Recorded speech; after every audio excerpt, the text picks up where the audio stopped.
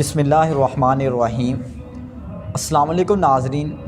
آپ جانتے ہیں کہ ہمارا یوٹیوب چینل زہیب میڈیا جو کہ الحمدللہ ملک پاکستان کی اہم شخصیات اور علماء اکرام کے انٹرویوز کر رہے ہیں، اور اسی کے ساتھ ساتھ ہم حضرت شیر پنجاب مولانا منظور احمد صاحب اور اسی کے ساتھ ساتھ غازی اسلام حضرت شیخ عبدالحق حقانی صاحب کے تہ دل سے شکر گزار ہیں کہ انہوں نے ہماری آواز پر لبیک کہتے ہوئے ہمارے زہیب میڈیا کے مرکزی دفتر سمندری تشریف لائے۔ یہ وہ جگہ ہے کہ یہاں پر ملک کے نامور علماء اکرام ہماری مراد حافظ محمد عثمان شاکر صاحب، مولانا نواز چیمہ صاحب، مولانا ناصر مدنی صاحب، قاری محمد اسماعیل عتیق صاحب اور اسی کے ساتھ ساتھ دیگر علماء اکرام الحمدللہ وہاں پر تشریف لا چکے ہیں۔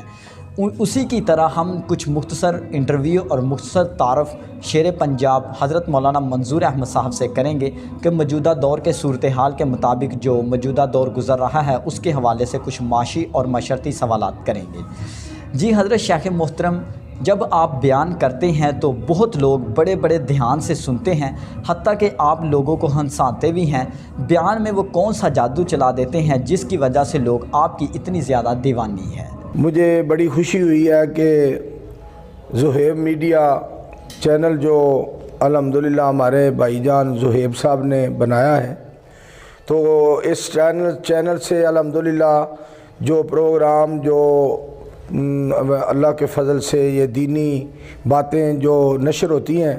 لوگوں کو بہت فائدہ ہو رہا ہے اور لوگ الحمدللہ بڑے ذوق شوق سے سنتے ہیں۔ تو انہوں نے جو سوال کیا ہے کہ جب کہ آپ تقریر میں خوش طبی بھی کرتے ہیں، کوئی انسانے والی بات بھی کر دیتے ہیں،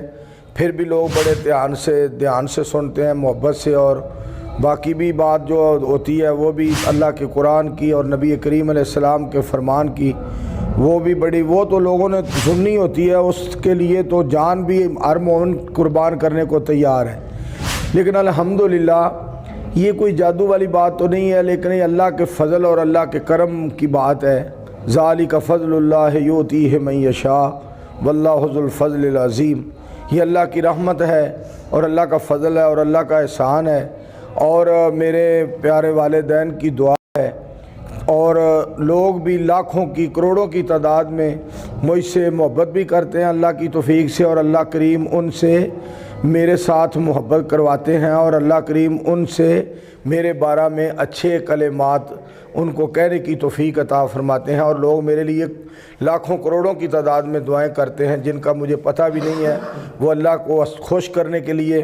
میرے حق میں دعائیں کرتے ہیں۔ اور یہ اللہ کا فضل ہے جو میں بات کرتا ہوں۔ یقینی بات یہ ہے کہ جب میں کوئی خوش طبی والی بات بھی کرتا ہوں تو الحمدللہ اس میں سچائی ہوتی ہے، اور میرا مقصد صرف اور صرف لوگوں کو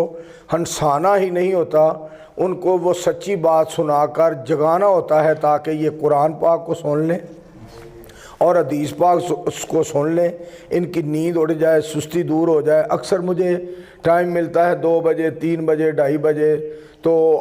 الحمدللہ کئی دفعہ تو مجھے ٹائم بہت جلدی مل جاتا ہے، لیکن جب لوگ سو رہے ہوں تو پھر میں وہ ایسی بات کرتا ہوں جو بات سچ پہ بھی مبنی ہو اور خوش طبی والی بھی ہو، تاکہ لوگ جاگ پڑیں۔ اور الحمدللہ اصل جو بنیاد ہے نا، کہ وہ لوگ جتنے بھی ہیں پاکستان میں ہوں یا بیرون ممالک میں ہوں، عالم اسلام میں، وہ صرف اور صرف مجھ سے محبت اللہ کے قرآن کی وجہ سے کرتے ہیں اور نبی علیہ الصلاۃ والسلام کے فرمان کی وجہ سے کرتے ہیں، اور یہ اللہ کا بہت بڑا احسان ہے، میرا کوئی کمال نہیں۔ حضرت شیخ محترم، کچھ لوگ اہل حدیثوں کو نعوذ باللہ گستاخ کہتے ہیں، جو اہل حدیثوں کو گستاخ کہتے ہیں اس کے بارے میں آپ کا کیا نظریہ ہے؟ اصل میں جو لوگ ہمارے خلاف باتیں کرتے ہیں، جو اہل حدیثوں کو برا سمجھتے ہیں، یہ اصل میں ہوتی ہے اپنی اپنی قسمت اور اپنے اپنے نصیب کی بات، اور علم کی نالج کی بات ہوتی ہے۔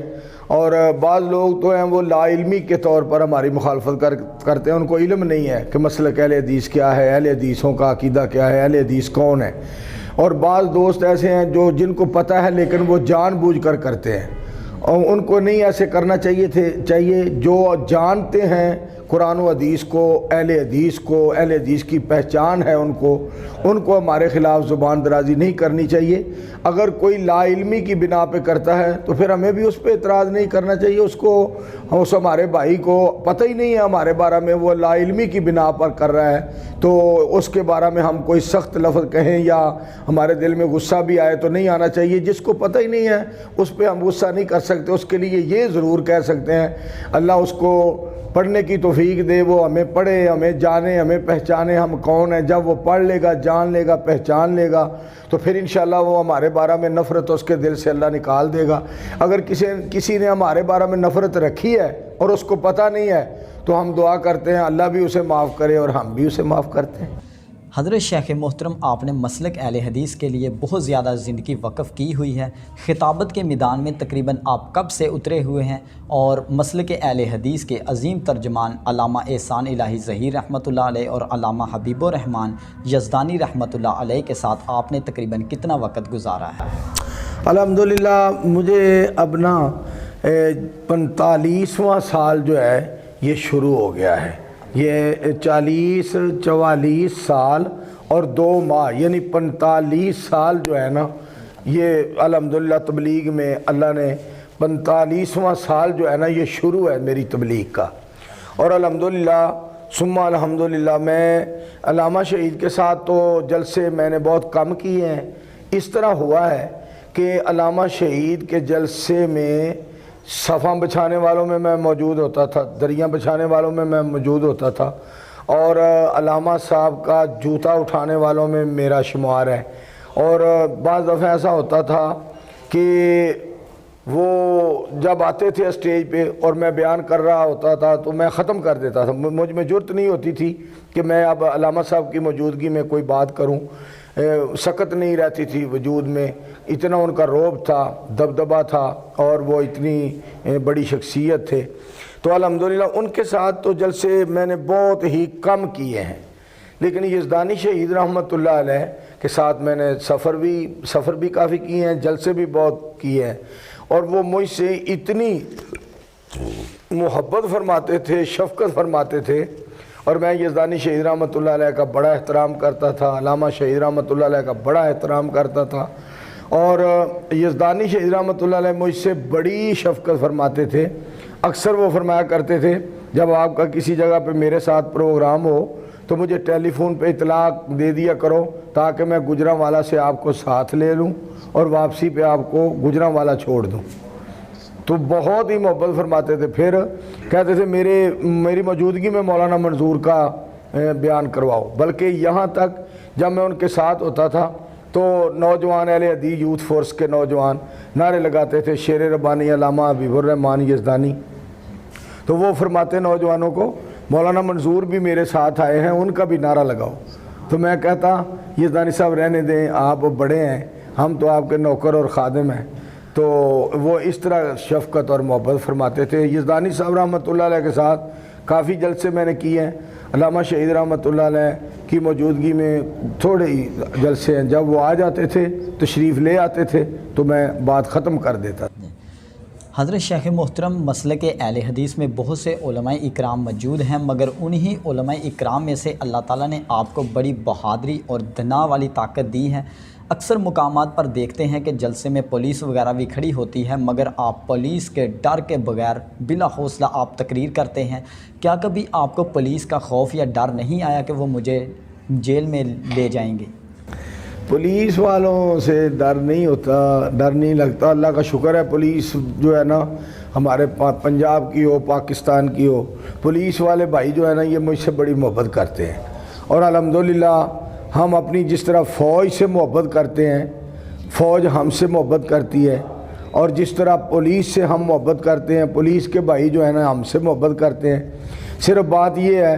کہ وہ حکومت کے پابند ہوتے ہیں، لیکن وہ آتے ہیں آپ کے پاس اجازت نہیں ہے، آپ کیوں جلسہ کر رہے ہیں، آپ نے یہ باہر کیوں اسٹیج لگایا ہے، یہ اسپیکر کی آواز ذرا کم کرو، کیونکہ وہ حکومت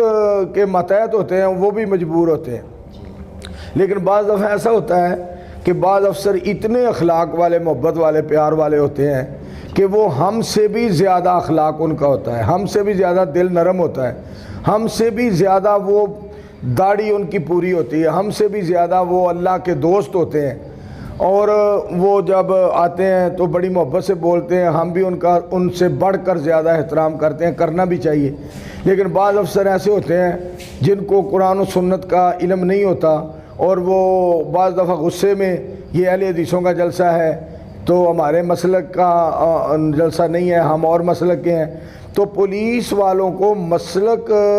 کی ٹھیک ہے بات تو کرنی چاہیے، لیکن وہ چونکہ ہمارے اور سب کے سب پاکستانیوں کے وہ افسر ہیں، تو ان کو ہر ایک کے ساتھ محبت کرنی چاہیے، اور سب مسلک کے علماء کو پولیس سے اور فوج سے محبت کرنی چاہیے۔ میں تو اللہ جانتا ہے بعض دفعہ پولیس والوں کے لیے اتنی دعائیں کرتا ہوں کہ سردی شدت کی ہوتی ہے اور وہ سردی میں کھڑے ہوتے ہیں، اور گرمی اس قدر گرمی کی حدت اور شدت ہوتی ہے، اور وہ جون جولائی میں 12 بجے چوکوں میں ڈیوٹی دیتے ہیں، رات کو گشت کرتے ہیں، اور جگہ جگہ پہ کھڑے ہوتے ہیں، اپنی ڈیوٹیاں دیتے ہیں، اور اپنی ڈیوٹیوں پہ وہ اس قدر دیانتداری سے کام کرتے ہیں۔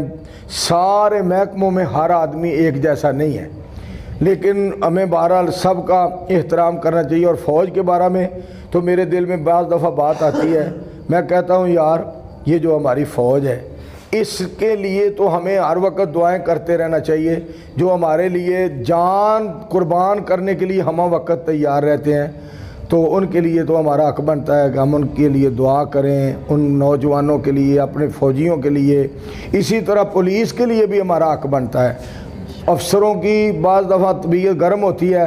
وہ کہتے ہیں اے مولوی کو پکڑ کر لاؤ، تو میں ان کو کہتا ہوں یہ مولوی ہے یار، کوئی مرغا تھوڑا ہے جس کو پکڑ کر لے جانا ہے، تو اس طرح پھر وہ مجھ سے محبت بہرحال کرتے ہیں۔